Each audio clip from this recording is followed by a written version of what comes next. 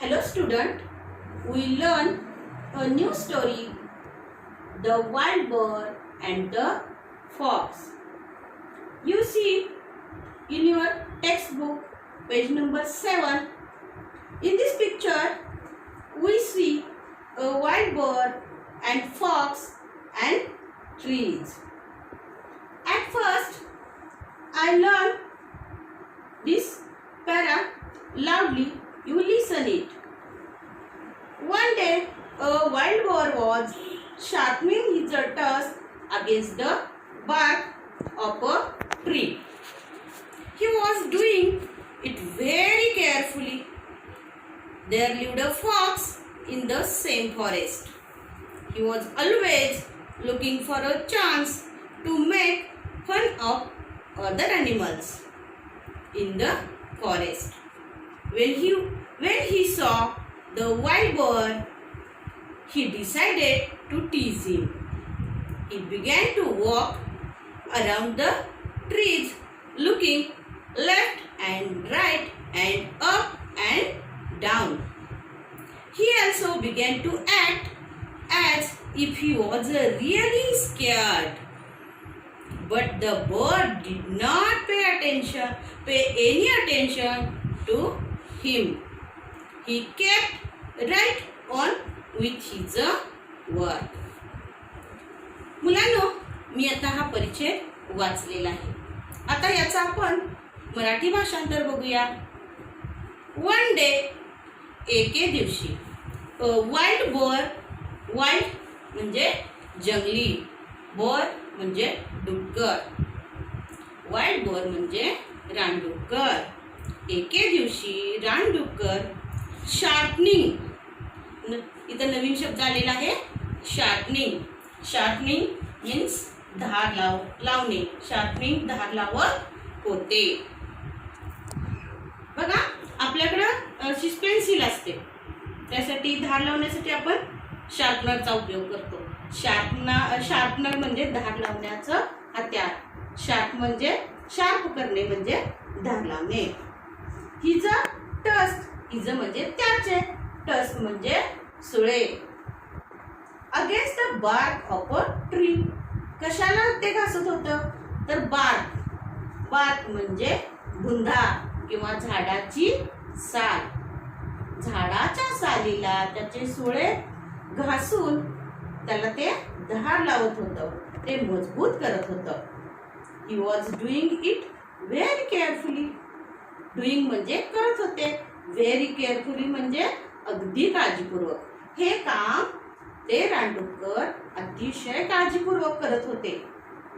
There lived a fox in the same forest. There lived राहत होता. कोण राहत होता? A fox.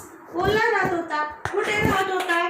In the same forest, त्याच जंगलामध्ये. जिथं रानडुक्कर राहत होतं तिथंच कोल्हा सुद्धा राहत होता. ही always looking for a chance. तो नेहमीच संधी शोधत असायचा. लुकिंग फॉर अ चान्स म्हणजे संधी शोधत होता. कशाची संधी शोधायचा? टू मेक फन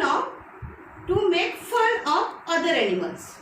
इतर प्राण्यांची गंमत करायची, चेष्टा करायची. तो काय करायचा? संधी शोधायचा. इन द फॉरेस्ट म्हणजे जंगलातल्या इतर प्राण्यांची गंमत करण्याची तो संधी शोधायचा. He began to walk around the trees. त्यानं काय केलं तर झाडाच्या भोवतीनं फिरायला सुरुवात केली. लुकिंग लेफ्ट अँड राईट, डावीकडे बघत उजवीकडे बघत, अप अँड डाऊन, खालीवर बघत, उजवीकडे बघत, डावीकडे बघत तो झाडाच्या भोवती फेऱ्या मारत होता.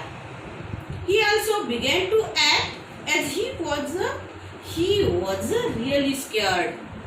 मी त्यानं हे सुद्धा केलं, त्यानं अगदी घाबरलेला आहे, त्याला भिलेला आहे अशी सुद्धा त्यानं काय केली, नाटक केलं घाबरलेलं असल्याचं, भिलेलं असल्याचं. But the boar did not pay attention to him. त्यानं हे सगळं केलं तरी सुद्धा रानडुकरानं त्याच्याकडे अजिबात लक्ष दिलं नाही. पे अटेन्शन म्हणजे लक्ष देणे. त्याच्याकडे मुळीच लक्ष दिलं नाही. He kept right on with his work. तो त्याचं काम करतच राहिला. त्यानं कोल्ह्याकडे मुळीच लक्ष दिलं नाही. Now, at last, the fox said with a grin, "Why are you doing that? I tried very hard, but I did not see any hidden enemy or danger." अक्षर ते शेवटी. At last म्हणजे शेवटी. The fox said with a grin. अगदी उपहासानं तो म्हणाला. काय म्हणाला रानडुकराला? तर Why are we doing that? अरे तू हे काय करतोयस? कशासाठी करतोयस? I tried very hard. मी खूप प्रयत्न केला but I did not see any hidden enemy or danger.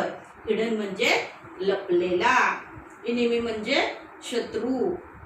मला कुठेही या ठिकाणी लपून बसलेला, दबा धरून बसलेला शत्रू दिसला नाही. शत्रू तर दिसलाच नाही, पण मला कुठं धोका आहे असं सुद्धा वाटत नाही. डेंजर म्हणजे धोका, संकट, अडचण आहे असं मला मुळीच वाटत नाही. True reply the bird. खरं काय? खरोखर आहे काय? असं तो रानडुक्कर म्हणाला.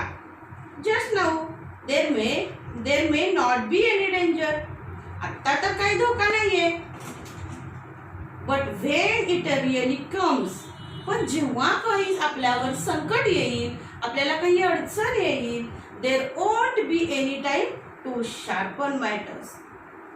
पण ज्यावेळी संकट येईल, ज्यावेळी मला काही धोका होईल, त्यावेळी मला माझे सुळे मजबूत करण्यासाठी मुळीच वेळ मिळणार नाही. My weapons have to be ready to use them. My weapons म्हणजे हत्यार किंवा शस्त्र. आता ह्या रानडुकराचं हत्यार किंवा शस्त्र काय आहेत? त्याचे सुळे आहेत. म्हणजे तो सुळ्याच्या साह्यानं स्वतःचं संरक्षण करत असतो. जेव्हा एखादं संकट येईल, एखादी अडचण येईल, त्यावेळी माझी जे माझे हत्यार आहे, सुळे आहेत, ते कसे असायला हवे? तर ते रेडी असायला हवे, तयार असायला हवे. म्हणजे ते मला योग्य प्रकारे वापरता येतील. If I am not ready, आणि जर मी तसं केलं नाही, मी जर तयारी केली नाही, I will have to suffer. तर मला त्रास होणार आहे. मला काय होणार आहे? त्रास होणार आहे. जर मी माझी हत्यारं वेळच्या वेळी जर दुरुस्त केली नाही, चांगली केली नाही, भक्कम केली नाही, तर मला ऐनवेळी त्रास भोगावा लागेल, दुःख भोगावं लागेल. This story tells us that it is best to be prepared. Don't leave things to be done at the last minute. It's a moral of story. What is the moral of story? This story tells us that it is best to be prepared. Don't leave things to be done at the last moment. म्हणजे कोणतीही गोष्ट शेवटच्या क्षणाला करून चालत नाही. त्यासाठी preparation करावं लागतं, म्हणजे तयारी करावी लागते. आता आपल्याला जर परीक्षेला जायचं असेल तर शेवटच्या क्षणाला आपण अभ्यास करून आपल्याला हवे तेवढे मार्क प्राप्त होणार नाही. तर काय करावं लागेल? वर्षभर आपल्याला अभ्यास करावा लागेल आणि मगच आपल्याला चांगल्या पद्धतीचे मार्क मिळणार आहेत. ज्यावेळी एखाद्या सैनिकाला लढायला जायचं असतं तर त्याच वेळी त्याला तलवारीला धार लावून चालत नाही. अगोदरच त्याला त्याची तलवार वेळच्या वेळी त्याला तेल पाणी करावं लागतं, स्वच्छ करून ठेवावी लागते, तरच ती तलवार त्याला युद्धाच्या वेळी वापरता येते. Now we see the story the wild bird and the fox. आता याच्यामध्ये जे डिफिकल्ट वर्ड आलेले आहेत ते मी सांगते, तुम्ही ऐका. WILD वाईल्ड मीन्स जंगली. BOAR बोर मीन्स डुक्कर. SHARPENING शार्पनिंग म्हणजे धार लावत होते. TUSKS टस्क म्हणजे सुळे. BARK बार्क म्हणजे बुंधा किंवा साल. TEASE टीज चिडवणे, डिवचणे, त्रास देणे. GRIN ग्रेन म्हणजे उपहासाने हसणे. PAYATTENTION टू पे अटेन्शन म्हणजे लक्ष देणे. HIDDEN हिडन म्हणजे लपलेला. ENEMY एनिमी म्हणजे शत्रू. WEAPONS वेपन्स हत्यारे किंवा शस्त्रे. SUFFER सफर त्रास देणे, त्रास भोगणे.